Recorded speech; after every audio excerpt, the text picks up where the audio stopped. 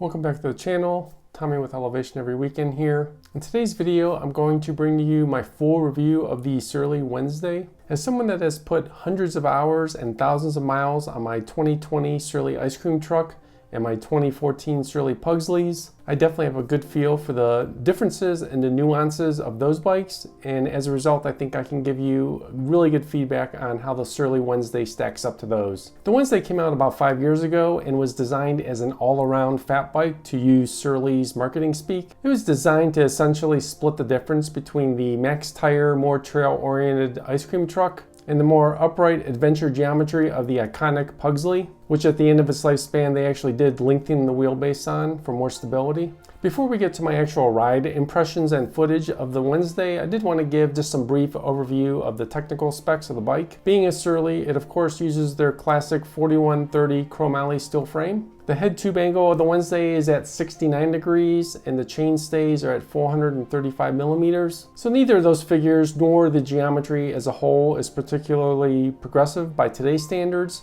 But that's not really what this bike's designed to be. The front hub spacing on the fork is 150 millimeters, which is pretty typical for fat bikes these days. But one of the most interesting aspects of the Wednesday is the rear hub spacing, which is 177 millimeters, which currently is not nearly as common. There have been bikes in the past that ran that, but most bikes now are running 197 millimeters in the rear. The bike comes stock with Surly's other brother Darrell 26-inch wheels. They're 80 millimeters wide.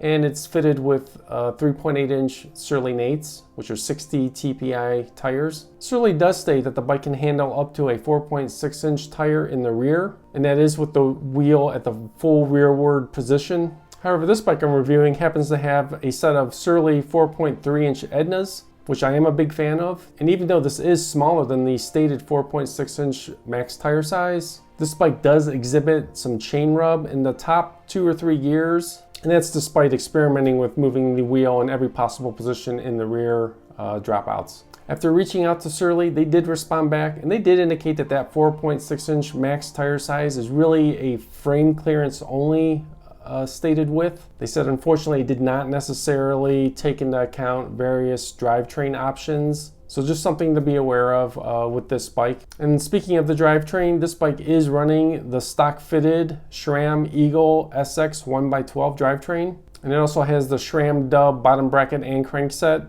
And this package works really well, even considering it's a lower end drivetrain setup. The brakes are Tektro hydraulic, and it does have 160 millimeter rotors front and rear, and they do a good job for a bike of this design. And then the rest of the parts on the bike are a pretty typical mix of Surly, decent, durable, albeit on the lower end of the spectrum parts. So let's get into my ride impressions. I did get a chance to get some good miles and some good time on this bike recently. I do feel the bike successfully hits its intended target, as it definitely falls right in the middle of the ice cream truck and the Pugsley, hence the name, performance-wise. It is lighter and noticeably quicker and more nimble than the ice cream truck, mostly due to the smaller tires and the more narrow rear spacing. Although it is quicker than the ice cream truck, the trade-off is at the expense of max traction in the most extreme conditions, and it's a minor trade-off for most and no issue for some. And the Wednesday still has some good trail feel. It's definitely a bit more lively than my Pugsleys, and that's probably mostly due to the shorter chain stays,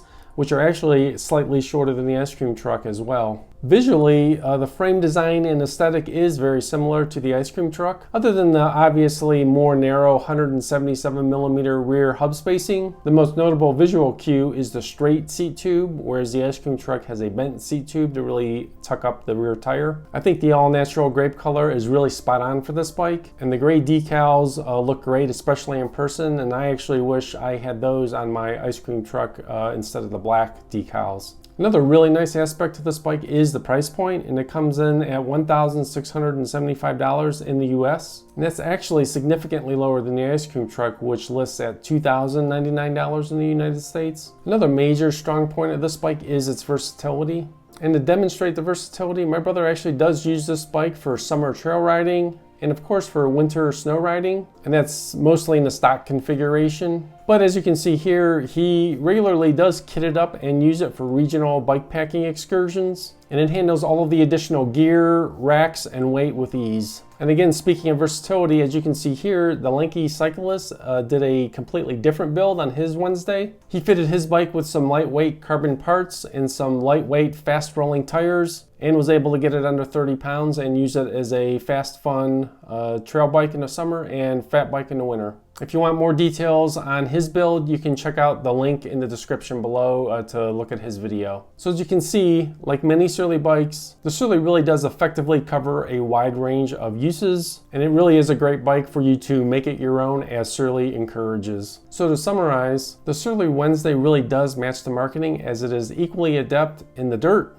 in the snow, or using it as a loaded up adventure bike packing and touring bike full of gear. The bike can run bigger tires with the caveat of what I mentioned earlier. It is frame corrected to run a front suspension fork, and it is designed to handle dropper seat post routing. And whether you want to build it for the trail or adventure, you can also just leave it more stock and use it as a simple, somewhat lightweight fat bike. So in my opinion, the bike really does come through and offer a durable, versatile steel frame and offers strong value at the price point, and it really does succeed in hitting the center of the target in Surly's fat bike lineup. And despite my great experiences and my love for both the ice cream truck and the Pugsley, I have no problem recommending the Wednesday as probably the best fat bike in Surly's lineup for most people. If you have any questions or comments about the Surly Wednesday or my experiences with it, comparing and contrasting it with the ice cream truck and the Pugsley, definitely drop those down below. And if you did find value in this video, definitely drop a like down below as well, because it does tell YouTube that this is the kind of content that you want to see. And if you're interested in following along with my fat bike adventures and all the things I have on the agenda,